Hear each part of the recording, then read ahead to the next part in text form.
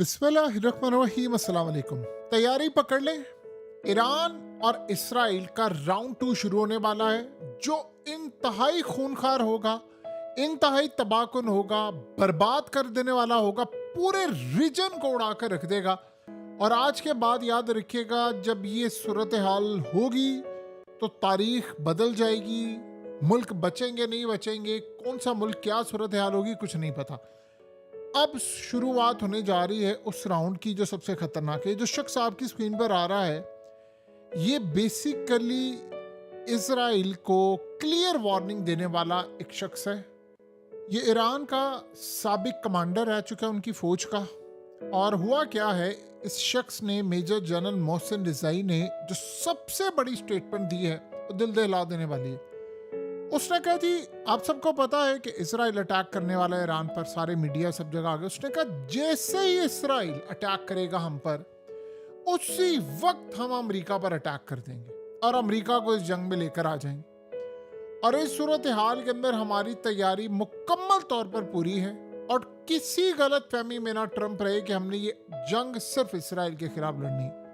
इस शख्स ने बड़ा क्लियर पैगाम दे दिया है कि अब जो वॉर होगी, चूंकि ये लास्ट वॉर है और हमें पता अमेरिका की मदद के बगैर तो ये जंग हो नहीं सकती। सिनेरियो ये है कि आज और कल पिछले 48 घंटों में अमेरिका ने बड़ी तादाद में अपने फाइटर जेट्स इस वक्त अल उदैद एयरबेस कतर में रवाना कर दिया। सवाल ये है कि क्या कतर पर ये अटैक करेंगे, क्योंकि ये अटैक बेसिकली अगर वो करेंगे तो कतर पर नहीं होगा, तो अमेरिका पर होगा। लेकिन सवाल ये है कि क्या होने के लिए जा रहा है।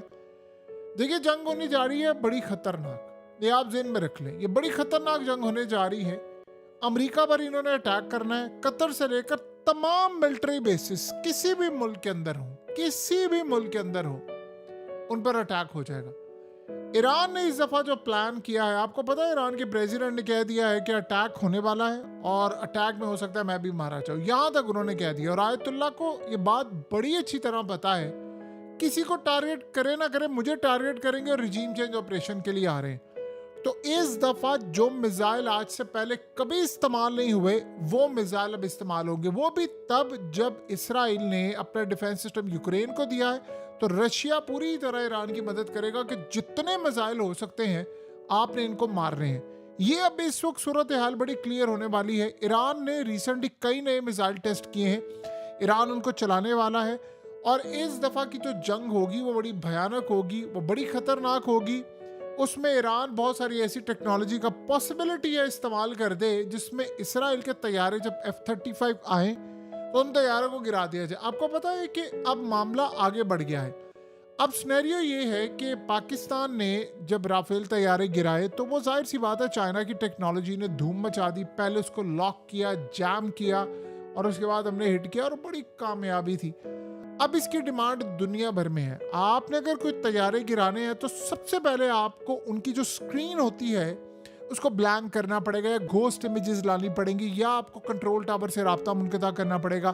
पूरी तरह जब आपको ना अगला ना पिछला टारगेट कोई नजर आए, फिर आप उसको हिट कर सकते हैं। ये तो डॉग फाइट में होता है। ईरान असल में इसमें ये काम कर सकता है कि वो इन पर, देखिए रशिया के पास से टेक्नोलॉजी, और आपको पता है यूरोप और दीगर जो कंट्रीज है उन्होंने इल्ज़ाम लगाया है कि हमें जाम कर दिया गया GPS और बहुत सारी चीज़ें। तो ईरान पॉसिबिलिटी है इस दफ़ा अमेरिका के तैयारे आए, क्योंकि ये इस दफ़ा दो काम करने जा रहे हैं। एक तो आयतुल्ला को मारना है, ईरान के प्रेसिडेंट को इन्होंने मारना है, और दूसरा उनका प्लान ये है कि ईरान की न्यूक्लियर फैसिलिटीज़, ये प्लान क्या कर रहे हैं कि यूरेनियम हम तबाह ना करें, हम उसको निकाल कर ले जाएं। इस दफ़ा ये प्लान है। और ये बात इसराइल को अच्छी तरह पता है कि ईरान इस दफ़ा तैयारी के साथ है। आपको पता है इसराइल ने पिछली दफ़ा जब अटैक करना था, उसने ये कैलकुलेट करके रखा था कि अगर ईरान बच गया पहले चंद घंटों में, तो उसके बाद वो जो एग्जैक्टली ईरान के बारे में उन्होंने कैलकुलेट करके रखा था 12 दिन की जंग में, वही हुआ। फिर इसराइल पर जो तबाही हुई, बरसात हुई, वो फिर हम सब ने देखी। उससे बचने के लिए उनका एक प्लान था, और प्लान ये था कि हम रिजीम चेंज ऑपरेशन कर देंगे, ईरान के मिसाइल मारने की नौबत ही नहीं आएगी। वो खैर नाकाम हो गया। तो इस दफ़ा ये काम करने के लिए जा रहे हैं। ईरान ने असल में पिछले दिनों में काफ़ी ज़्यादा इक्विपमेंट्स लिए हैं रशिया से। रशिया के ख़ास तौर पर कार्गो शिप आए हैं और यानी जो जहाज इनके होते हैं वो भी, मिलिट्री कार्गो प्लेन वो भी रशिया का आया है, उसने लैंड किया है ईरान के अंदर। वो भी काफ़ी सारी सूरत हाल इनके लिए बड़ी बेहतर होने के लिए जा रही है। उसमें भी काफ़ी सारी चीज़ें, जेट्स S-400 ये अब देखना पड़ेगा कि अब जब लड़ाई होगी तो कौन कहाँ तक इसकी मदद करता है। ये बात आप ज़हन में रख लें, इसराइल बाकायदा रशिया के साथ जंग में कूद पड़ा है यूक्रेन की मदद करके। तो जब इसराइल कूद पड़ा है तो फिर ईरान की मदद करना तो इनका फर्ज है, क्योंकि ईरान इस दफ़ा गया तो फिर रशिया की आधी जंग यूक्रेन वाली गई है, फिर शायद ड्रोन्स उनको नहीं मिलने वाले।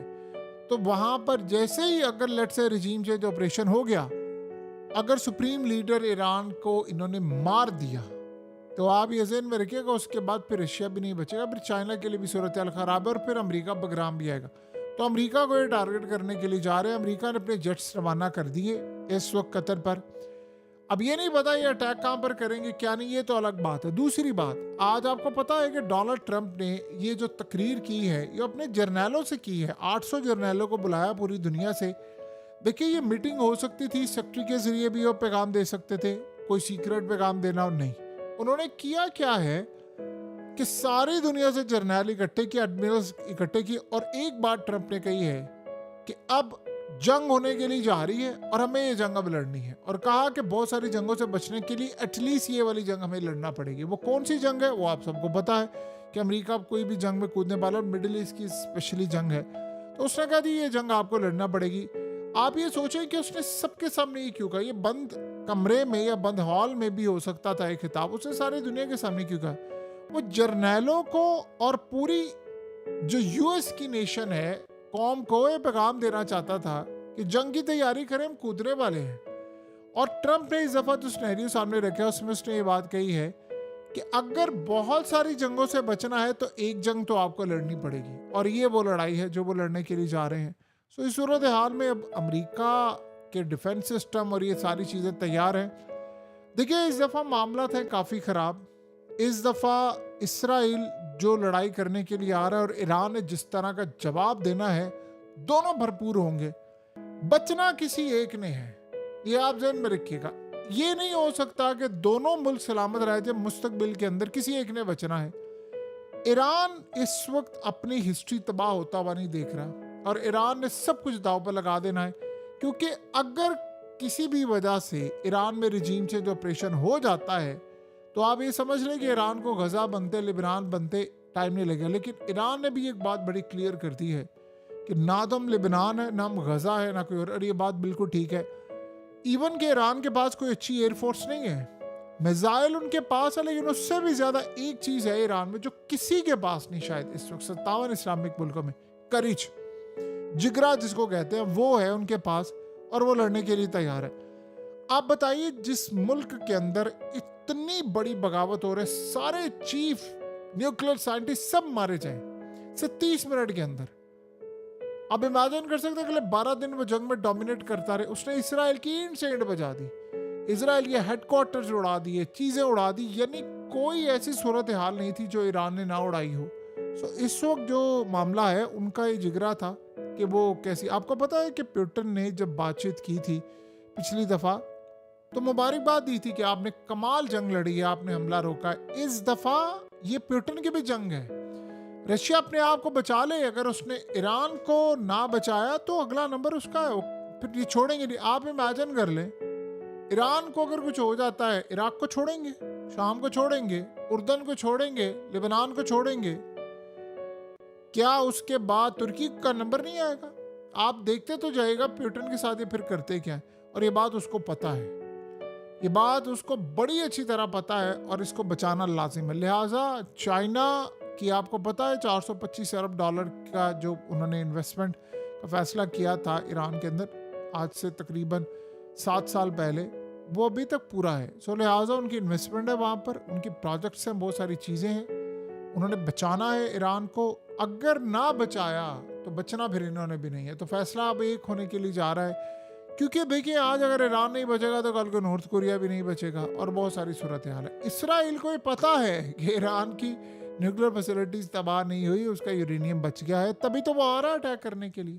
तो रही बात ट्रम्प की, तो ये इस दफा ईरान ने पहले क्लियर कर दिया है, अटैक वहां से हुआ तो हम अमेरिका पर अटैक कर देंगे। तो बस आप ये समझ लें फिर इस दफ़ा अमेरिका बचेगा नहीं। और ट्रम्प को ये बात बड़ी अच्छी तरह पता है, इसने अपने फौजियों से कहा है कि अगर किसी को मेरी पॉलिसी नहीं पसंद है, यानी उसके जो पेंटागन के चीफ ने क्लियर लिखा है भी रिजाइन करके चला जाए। ट्रम्प ने भी कह दिया है कि मैं किसी को बर्दाश्त नहीं करूंगा।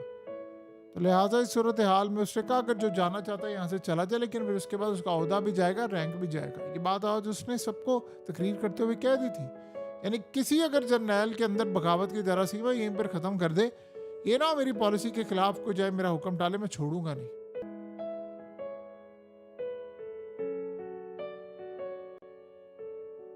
हकीकत टीवी को सब्सक्राइब करना मत भूलें, वीडियो को लाइक करें, शेयर करें और कमेंट सेक्शन में अपनी राय का इजहार ज़रूर करें।